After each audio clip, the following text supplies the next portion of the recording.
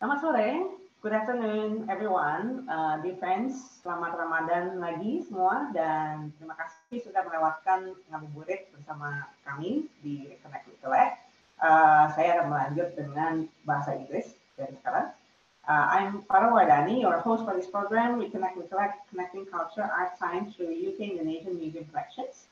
Recollect is a series of research seminars and creative laboratory programs that create dialogues and connect expertise between a range of heritage practitioners, museum professionals, and curators and researchers from UK and Indonesia. It is made possible by British Council Connection to Culture Grant 2023. I would like to give special thanks for Directorate General of Culture of Indonesia, Museum Cagar Budaya and Indonesia.tv, as well as most especially Science Museum Group, London. This is our final round, so I would like also to thank you everyone who has joined us since the beginning, since the first research seminar 2 weeks ago. This is the session 2 of Recollect Creative Lab, reimagining museum narratives through digital co-creation. And we are having us, our moderator and speaker, Stefania Zardini and Fabiana Fazzi here. I would like to hand over to Stefania. I've introduced Stefania yesterday, and we already shared a lot about the Engine Congruence project and also the Yarn platform, which is underway now. Stefania and Fabiana will share about another platform, Izzi.Travel. So I hand over to you, Stefania, for this session. Thank you, Farah, and good afternoon, everyone. Again, it's we're very excited to work together in the Creative Lab. As Farah said yesterday, we talk about the new narratives enabled by the new digital life of collections, focusing on the value of co-creation with different communities. And we presented Yarn as a platform to use to co-create stories. Today, we are going to focus on a different platform and format, which is strictly related to another shift in contemporary museology, which is the growing presence of sound and sonic narratives. So this is a key area of my research, and I'm very happy to share with you today a little intro to the format before introducing Fabiana and talk about Izzi.Travel in particular and the work that she has done at the Fuscari University to create narratives on this platform. So before starting, I would like you to close your eyes for kind of 30 seconds and type in the chat, if you want, the first sound that you hear. So can we do this for like 30 seconds together and we type our sound?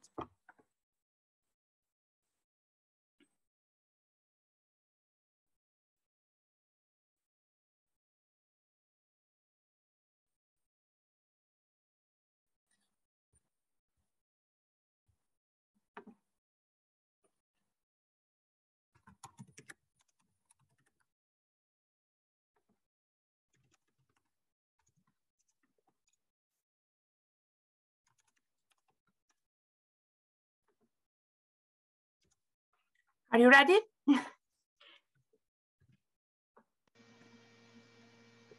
Mine is the sound of the Brentford project development. Oh, wow. Yeah, okay. We can also use the chat if you want. It would be really nice because we are also distributed. It would be really nice to see all the different sounds that are in your environment right now.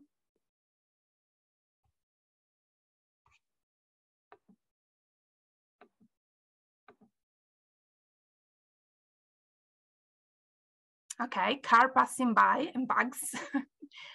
Great, construction in the apartment next door.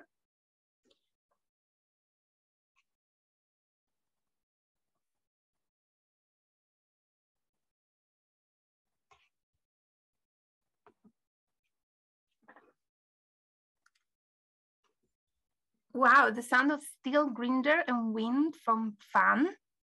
Oh, do you have a wind from fan? So it's hot, I suppose. It should be hot. Here is very cold. That's why we should go to Indonesia soon. London bus stop bell, nice. Yeah.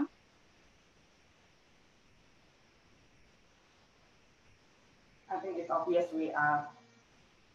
The sound of people chatting while repairing my Sesi. Great. Birds, of course.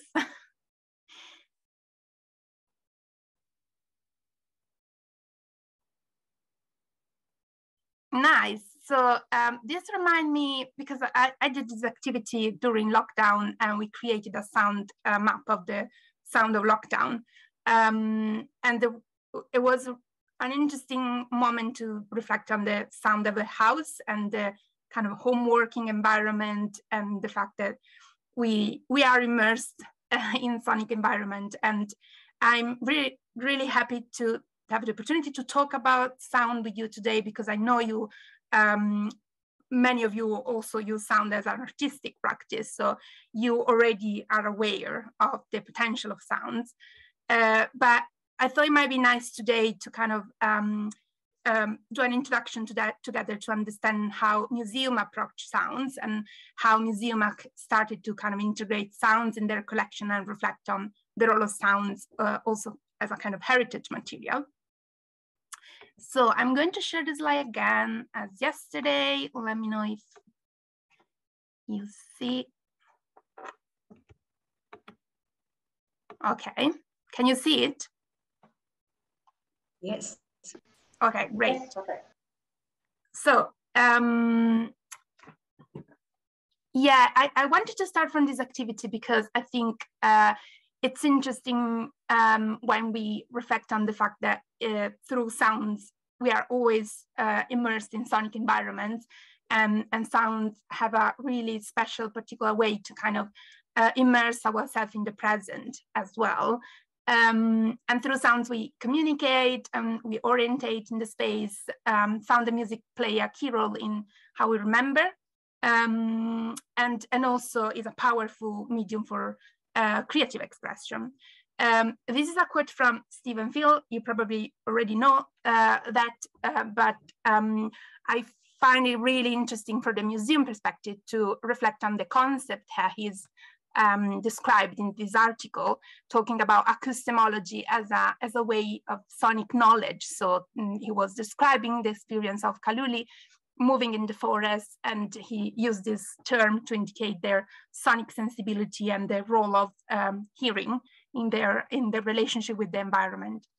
But yet, museums in their history have kind of developed as a predominantly visual and material medium. And so little attention have been paid to the sound culture, not only in the sense that the objects were at the center of the experience, but also on the fact that sound can be also holistically conceived as a powerful medium to connection.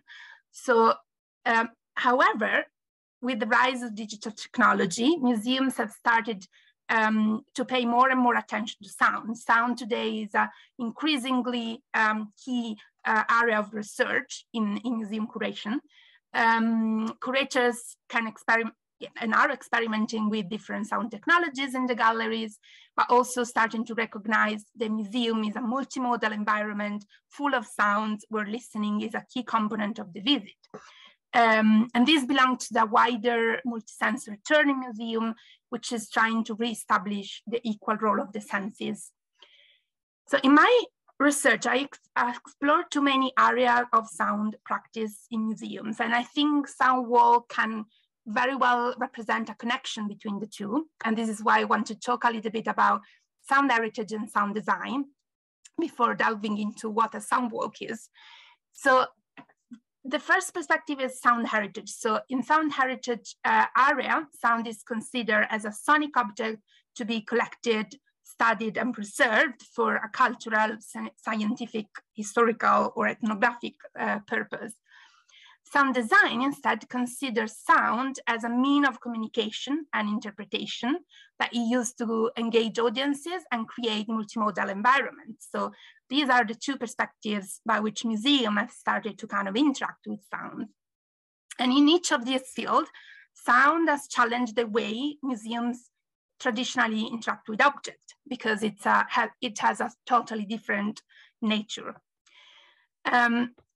So if we think about collecting sounds, it's interesting to reflect that we were able to do that only when the sound recording technology was invented, because before that, it wasn't possible to fix in a format sonic information. So it's a relatively recent way of also study the past and listen to the past.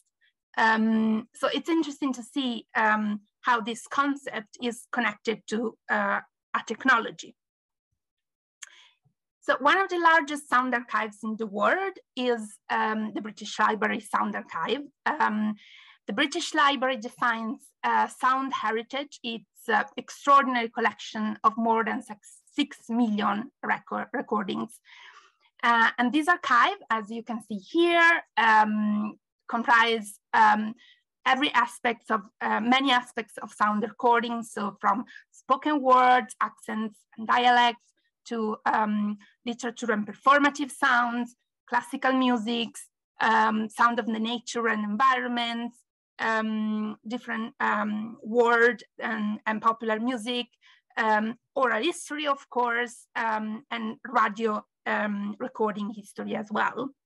I invite you to look at the sound website, because it has been also recently republished. So it has a new interface. And if you search for Indonesia, you will find a collection of sounds that I invite you to kind of explore on your own way. And there are, of course, many other sound archives, and you might be already aware of the kind of sound archives in Indonesia that you might be interested to work with. Or, of course, recording your own sounds, recording from your own practice. It's interestingly, this archival dimension of sounds enabled also new ways of understanding and study the environment, the past. So today we study the past not only through documents and objects, but through oral history interviews and other historical audio-based sources. We understand the quality of a natural environment from its sounds, and also the acoustic environment of ancient spaces. And all these disciplines contributed to the interdisciplinary field of sound studies, which is a really kind of thriving area of research. So a key contributor in increasing the awareness of sound is the Canadian composer Murray Schafer, who coined this term soundscape to indicate any acoustic environment perceived by humans. And interestingly, he also kind of developed a specific vocabulary to distinguish different sonic elements of the soundscape. He defines keynote sounds as the types of sounds that remain in the background, and sound mark instead are the cultural sounds that are characteristics of a specific community. So I included a photograph of a cow here because I've done together with Fabiana as well a project in the Dolomites, collecting the sound marks of the Dolomites. And here, I don't know if you can hear it, but this is the sound of the cow bell. So we kind of reflected with a group of museums, curators, and inhabitants what could be the sounds expressing the qualities and the spirits of the mountain. And we ended up creating 3 galleries, one dedicated to the different sounds of the nature and animals. So like you see here, a series of different experiences related to kind of sonic qualities. But also the cow bells was part of the working dimension. So the different activities and traditional activities from the mountain. So curators collected and recorded, in some cases, sounds related to this dimension. And of course, languages and music and songs and dialects and proverbs and children dreams and stories. So this was all part of what they consider their kind of sonic culture. So it's really interesting when we start reflecting on the role of sound as an object that can be collected and displayed in a museum. So I think it's interesting, especially because we are working in an artistic dimension, to reflect on the fact that the different sounds collected by museums had kind of different purposes in mind. So there was a kind of preservation aim to collect and fix something from the past that needed to be recorded, otherwise it would have been lost. But there is also this other area which is more related to the kind of artistic expression. So sound as a mean of creativity and of like expressing feelings, emotions, and also knowledge in a different way. And this is, I think, something really interesting from the perspective of like imagining sound in museums as also a powerful powerful medium to rethink the practices. Because if you look at the museum space, very often sounds are used as a complementary source in an exhibit to provide information in a sonic form, or to kind of create immersive environment and to provide and to help us to kind of emotionally, to be involved emotionally and not only at a cognitive level.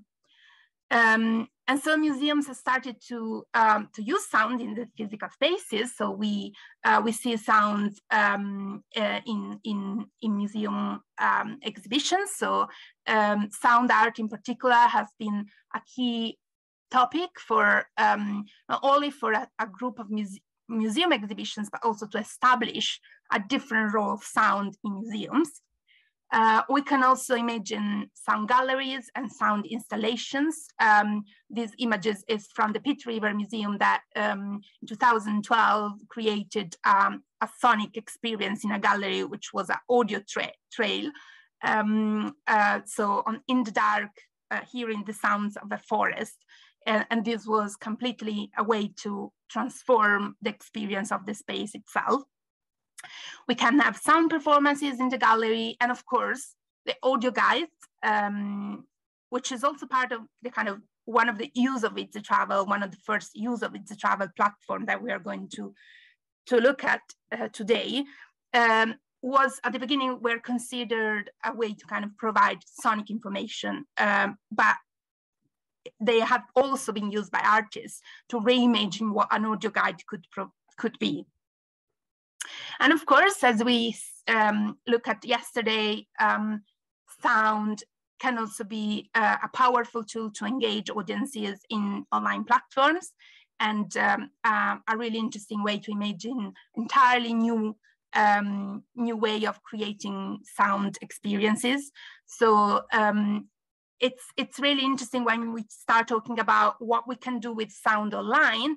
We start imagining kind of a series of participatory activities where audiences are actively involved in the creation. Sound map in particular is a key area where we can involve communities like we do with Yarn, so they can upload their own sounds. But of course, many other formats have originated from this thriving connection between online sharing and sound. And this is a project from the British Library Archive, and I think this is interesting because it's about asking and inviting the inhabitants to connect their own favorite coastal sounds. And you can see here they created a collaborative map, but then these sounds have been become part of the sound archive itself. So it was also a way to kind of enrich the sound collections and to rethink what could be a meaningful sound for each of us, because each of us could have a different relationship with sound and with places, which is something that I think sound do very well to kind of convey the spirit of a place. So in a way, if we think about sound as a kind of very disruptive medium in museum, yes, we can design with sound in a gallery, and of course we can design with sound online. But if we think about the nature of sound and in a way that kind of enable to kind of overcome physical barriers and kind of vibrate and emanate from spaces, we think that we might start thinking that we might need other experiences, other spaces, other technology to kind of interact with sounds in museum and to allow the creation of different experiences. So what happens if we make sound the heart of the narrative, which is something that we invite you to do today? So, well, we can imagine totally different museums. This is a really interesting practice, curatorial practice, founded by John Kannenberg, who is the director of this museum. This museum doesn't exist in a building. This museum is the phone that you see in the picture. And the visit consists in a listening experience through headphones and with the support of a museum guide that you see in the picture at the left, with different galleries, imaginary galleries, of course, and of course with the curators present, and you can talk with John and ask questions about sound. And I think this practice, it's really innovative in the sense that it helps us to rethink what a museum is today, but it's also making a very good use of one of the fundamental components of our listening experiences, which is a phenomenon that has been called in different ways, from acoustic cocooning to mobile capsule, sonic envelope. I like acoustic privacy, but my favorite one is sonic bubble, because I think it conveys very well this ability that headphones give us to create an acoustic environment separated from the environment of the external world. So it can be a very powerful medium to imagine creative practices as well. And in the cultural sector, mobile listening can be a powerful way to experience the stories of the object in the places they belong. And this is why I think sound wall can be a really powerful medium to imagine a museum beyond walls and to reconnect to the places they belong to our heritage, and the places where very often the objects have been taken to be preserved in a separate environment, disconnected from the places they originated. So I think it's really interesting for us to imagine a way to connect places through sounds and museum objects, of course. So the platform that we are going to present, that Fabiana is going to present, allows you to create a sound walk, which is one of the multiple ways that we can imagine an outdoor sonic narrative. But I would like to focus on, and this is something that Fabiana will share. So this is an insight from how Izzi.Travel in particular is composed. So you can see there are geolocations and sound in different points. But I would like to focus on another practice that is related to, is related to this format, which is something that I experienced myself in Italy. It is a sound wall created by a theatrical company in Vicenza, using the technology of silent disco. So as you can see here, the headphones are not simple headphones, but are the same headphones that have been designed for allowing silent disco experiences. So dancing in a square without any music in the air, because it's mediated through headphones. And this is a really innovative practice because it invites participants to immerse, because it's a very immersive audio system, but also to interact, and you are guided to explore physical spaces, but you are at the center of the experience. And we created a silent play, which is the title was given to the artistic director who founded this format. We created a very sensorial experience mediated through the headphones in Lagole, which is an archaeological site in the Dolomites. And the silent play allows, we created this narrative that talk about, this site was famous during the Roman era for its water, rich of sulfurous substances. And in these narratives, participants are invited to listen to the story of the ancient inhabitants, to imagine the ancient soldiers coming to heal their wounds, and even to drink the water. So in the silent play, there is a point where there is a moment where we ask participants to drink the water, which is believed to have fertility property as well. So in the silent play, music is often used to include as a way to pause the spoken narrative and bring the experience to a more emotional and imaginative level. And this is another dimension full of opportunities for museum. So in the yarn story that we created for today, I included our other examples of sound walks designed entirely using music or soundscape. So the kind of spoken words element is limited in a way, because music and soundscape and sound art has a kind of more central role. And I think this is, again, another really challenging and really interesting and generative way of thinking about communication in museums, and not only communicating words through words, but also through sound. So there are multiple ways we can enable sound walks and creating sound maps and sound collections and sonic experiences. I included also a link of an article that share different tools that support the creation of sound walks.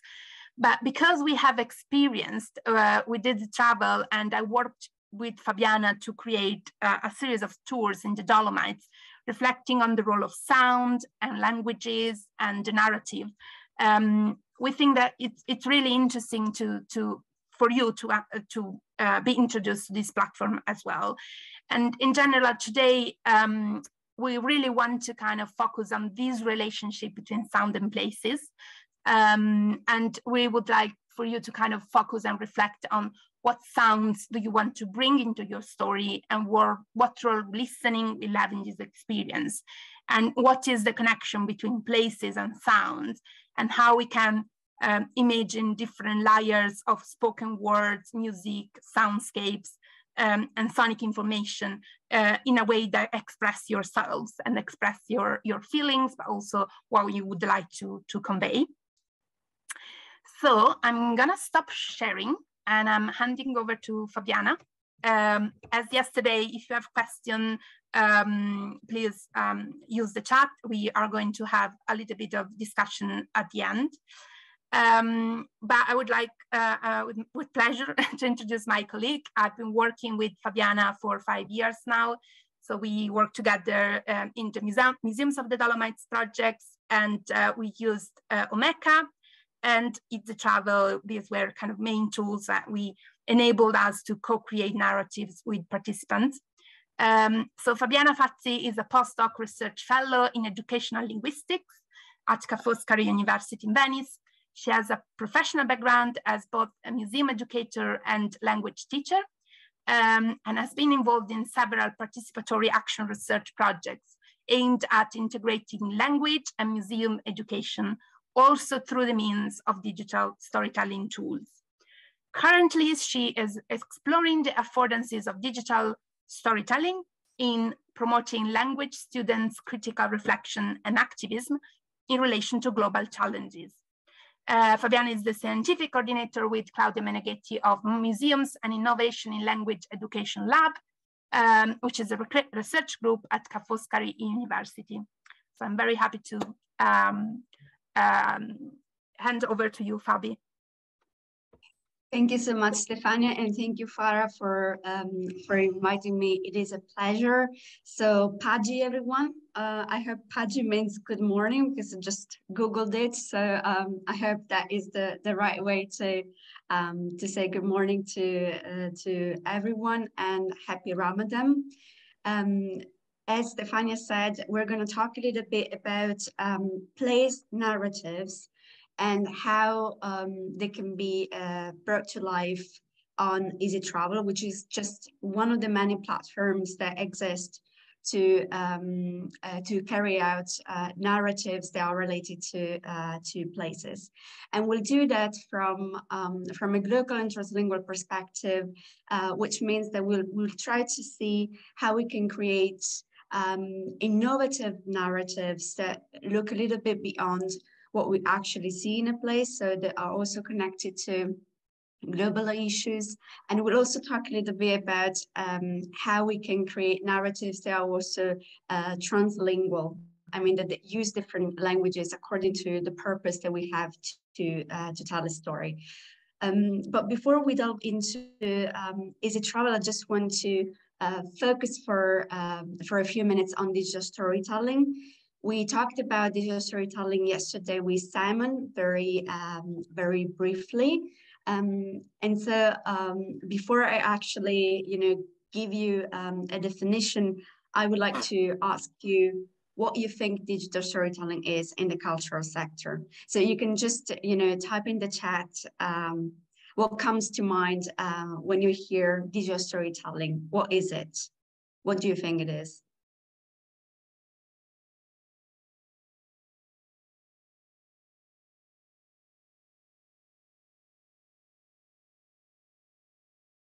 So don't be shy, just write in the chat what comes to mind.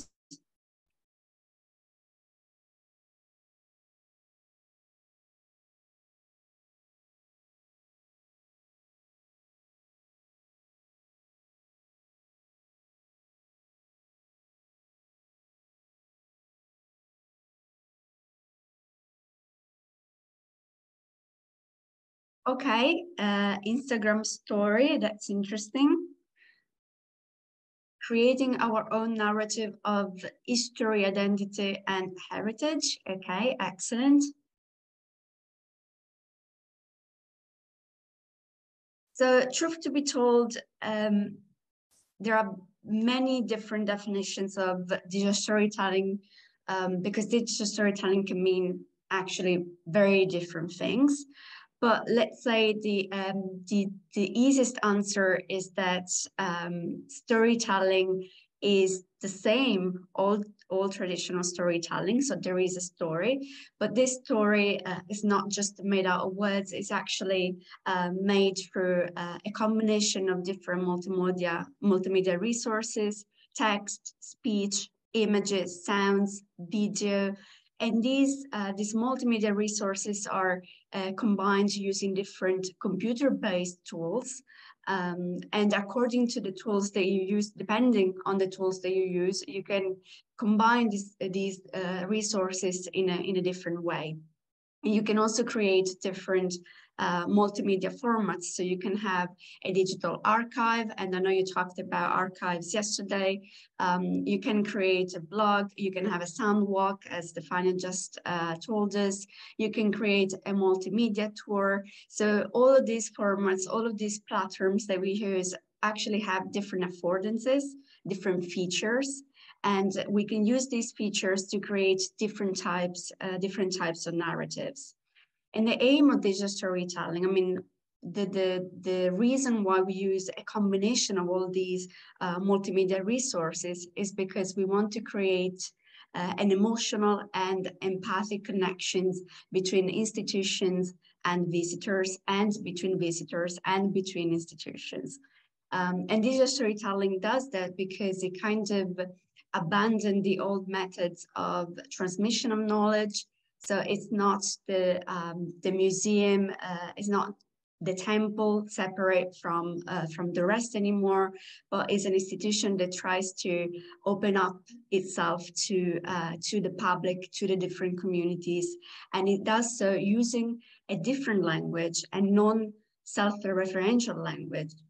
different arguments that are capable of inducing willingness to listen.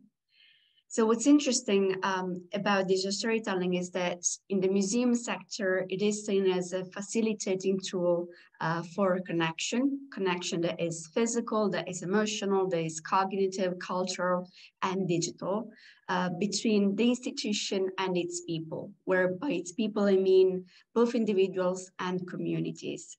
And it is a tool for connection because through storytelling, we're able to educate. So it has an educating function. We grow up with stories. We learn values, cultural values, family values through stories. We learn to connect to the others, to be part of a community. It has also a democratic, free approach because it promotes cognitive accessibility. We understand better things that are complex when they are framed within a story format, because story gives us sort of a schemas that let us understand things a little bit better. It has a social function, it connects people, but also it's engaging. So it also creates this sort of willing on the part of people to listen to the story, to engage with the heritage and so on. So in a way, it is also, so you can think about digital storytelling as a tool for connection, a tool of engagement, but it is also a way that museums can use to make the institution more participatory, so to engage people in its activities, and also to unveil the meanings and values that are hidden in our heritage. And in this sense, I kind of, I want to link back to the Farah Convention, which recognizes that objects and places are not what it is important in themselves about cultural heritage, but they are important because of the meanings and uses that people attach to them and the value they represent. And digital storytelling is a way to involve people in uncovering these meanings, or also to co-create new meanings about cultural heritage. And I really liked this quote from the Farah Convention, because it also points to the fact that heritage, when we think about heritage, we usually think about the past. But engaging with heritage is also about thinking, it also makes us think about the present. It also makes us think about the future. So when we engage with heritage, we uncover it, we tell its story. In a way, we can also be activists towards a better future.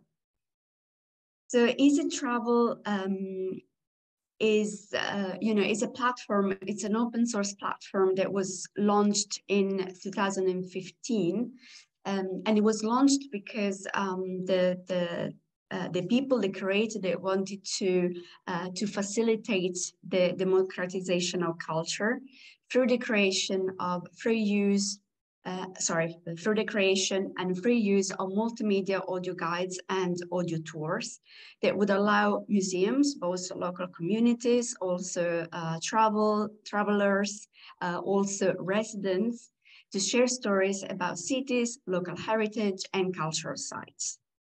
So it's a platform that has a content management system which is very easy to use, very user-friendly. Anyone can register, create audio guides and tours in different languages. And to create an audio guide, you have to use it from a computer. You have to use it on a computer.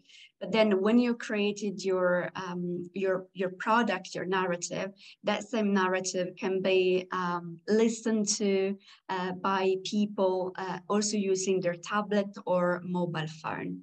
And both, the platform on the computer and the app, which you can download on Android or iOS, are both free. So you can create for free, and you can also engage with the products for free. And what's interesting about this platform, about Izzi.Travel in general, is that it has a GPS, which allows people that work in an area to just see what tours are available in their surroundings. And you can also access the products for using a QR code. So, for example, if you're walking in a city, and you see a signpost with a QR code, you can access the tour just scanning that QR code. So Izzi.Travel, we talked a little bit about what digital storytelling is, and there are, of course, different types of digital storytelling. Izzi.Travel is one of the platforms that allows geo-storytelling, that is the story, telling the story of a place. And of course, this story can be different, according to the purpose that you have in constructing it. So it can be a story that has a more historical approach. So I want to tell the story of the place, of the different monuments, of the different sites. It can be more evocative. So it can be, for example, like the tour that you see on the upper right, Belluno as a story house of different feelings and emotions, where there is the storyteller that basically wants people to experience the emotions of different places in Belluno.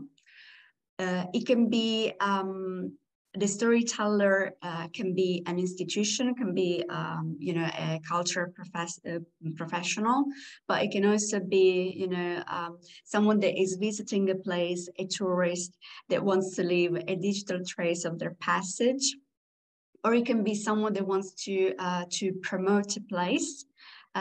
Or it can be something further. So there are different ways that you can experiment, different approaches that you can experiment to tell the story of a place. It can even be, and we'll see an example of that, an imaginary story of a place. So it doesn't have to be just a historical or emotional or a travel blog, but it can also be something that you create anew. So geo-storytelling, because Izzi.Travel, as Stefania mentioned earlier, works with geolocated points of interest. And you see an image of that on the left. So what you can create are different points of interest in a location that are then connected and sort of create a tour, and people that engage with the tour can move from a place to another. Izzi.Travel can also be used for creating multimedia mobile storytelling because each point of interest can combine text describing the point of interest, and these texts can be made out of words, but can also include hyperlinks to external resources, to YouTube video, for example, or to websites of different museums or different cultural sites. It includes an audio story about a point of interest, one or more images, a video about a point of interest, and it can also include a quiz.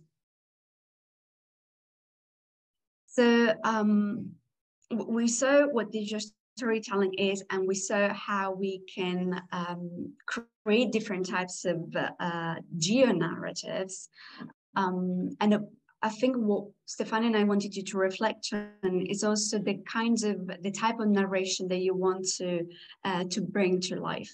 Usually what you see in an audio tour or yes, in a multimedia tour or in an audio guide is kind of a traditional approach where you just describe the works of art, the place, the site. But I think what we want you to encourage to do is to try out more experimental ways of narrating a place, narrating an object. So you can have sort of a narrative twist where, I don't know, for example, the director of the museum explains the work of art, or it could be that you explore an object through a dialogue between, I don't know, a character in the work of art and a visitor. It could be that you create something completely completely different, like a poem, like a recipe, like a performance. So here I've put, for example, a link to some examples on Izzi.Travel that can give you some ideas of the different types of narration that you can develop. As I said, there are more historical, descriptive, kind of traditional tours already on Izzi.Travel. This, for example, is an Indonesian one, and it's a historical tour about this architect. And unfortunately, what we've seen, Stefania and I have seen on Izzi.Travel, is that most audio tours in Indonesia have this kind of approach, so very historical, very descriptive, and it would be nice if if you thought about something more innovative, more experimental in a way. This is a tour developed in Leicester by students, by university students, that decided to kind of tell the story of the university from their own perspective.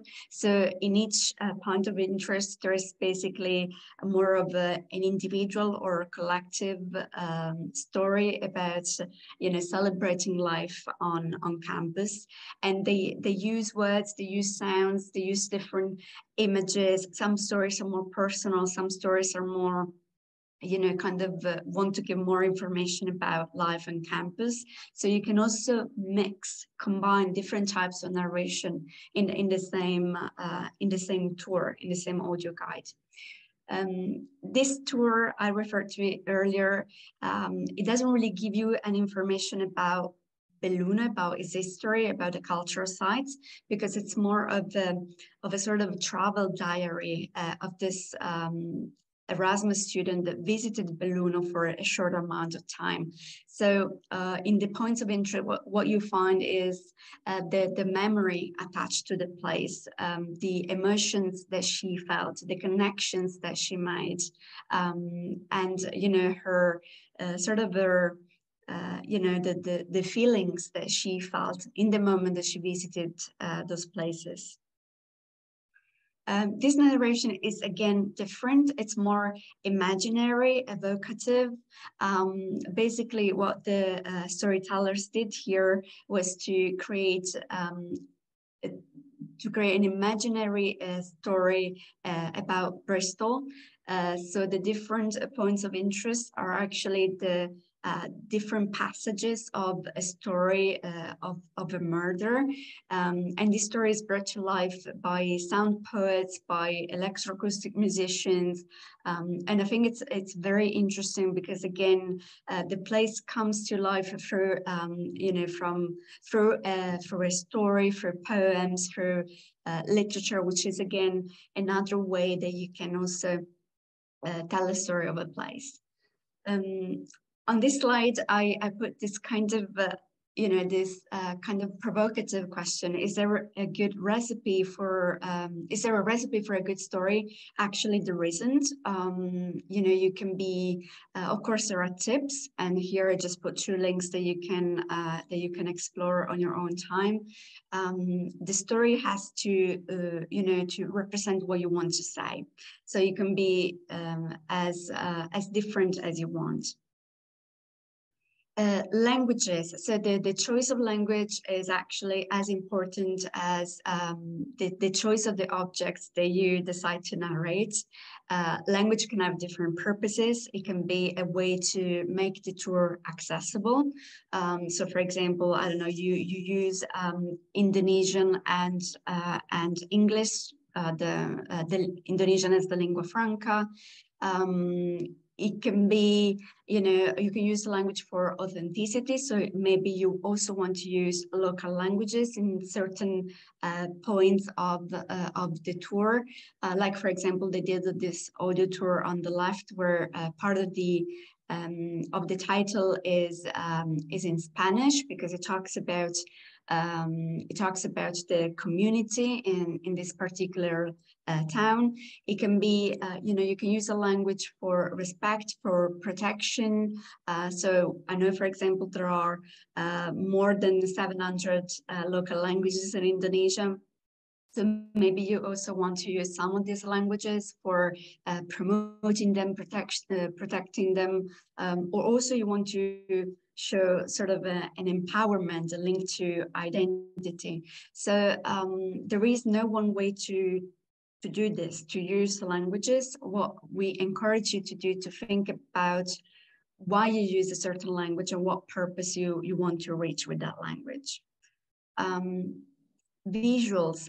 On Izzi.Travel, you can use images, photographs that you download from the internet or that you create, but you can also use works of art, like on this tour here, where the artist decided to use her own maps, so the maps that she drew as images of the point of interest. Or in this case, you can also combine different types of visuals. So for example, here they use both sort of animated images and more traditional photographs, because this is a tour aimed at children. So they always have animations of the first image, and then they also have more traditional, let's say, photographs of the places they're telling the story of. As Stefania said, think about the relationship between the narration and the audio recording. In this tour, for example, there is just a very tiny description about the place, but then what you hear in the audio are the sounds, the music of the people working in this tuna factory. So it's very evocative, it's very immersive in a way as well. In this one, they try to challenge the common ideas of asylums and of the people that live in them by, again, combining, the sounds of this place with the written story. You can also, and I know I'm running a little bit late, so I'll try just to go a bit faster. You can also use digital storytelling to engage people in the narration in different ways. And this is also useful in places where there aren't many websites or many, let's say, many resources, many contents about cultural sites. So a work that they did, for example, in Sicily was to involve students, university students, primary school students, people from the community, and together create different multimedia tours and museum audio guides of Sicily, because obviously there wasn't many available digital contents that referred to Sicilian cultural sites. I'll just refer very briefly to the work that we've done in Venice, because Venice in Italy is obviously a very touristy place. It has a lot of culture, lots of museums, and I think that we kind of wanted to challenge this idea of a touristy place by creating a narrative that could reflect the individual and collective experience of the students that lived there for a while. Also linking the story of Venice, what it represents, to wider issues. What was interesting about the tour that these students created was that they combined museums, so cultural sites, with other sites that felt a little bit more personal. So restaurants that they visited, or music centers that they went to, and they used different objects as well. They narrated artworks, food, perfumes, and they did so in a very multisensorial, very multimodal way. So they talked about the flavors, the sounds, the colors of the city, And they developed different narrative formats. So you can find monologues, dialogues.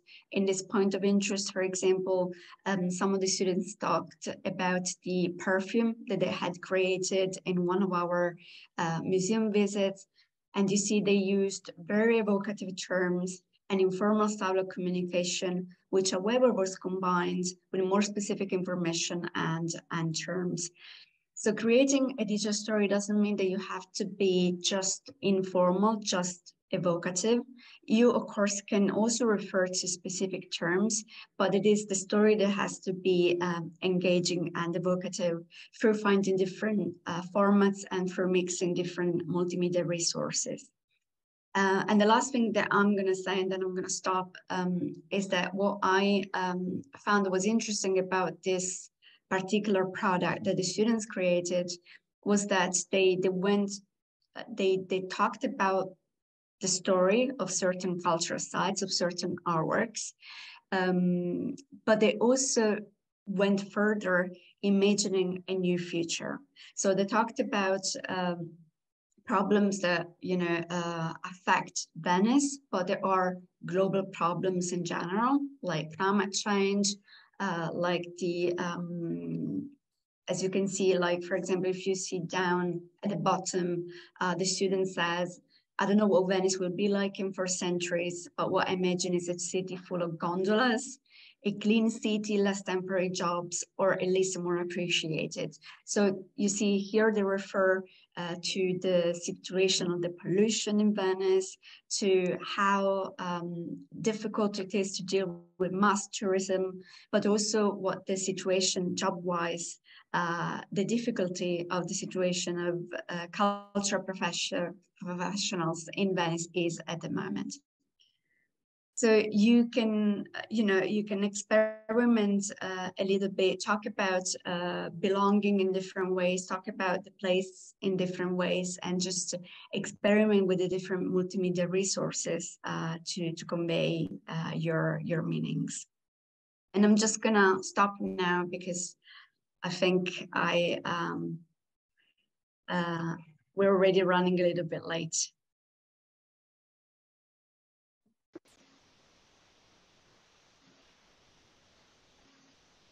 Okay, thank you, Fabiana. Is it Stefania? You have anything to add, or is it already like my turn now? Maybe we. No, I think we have.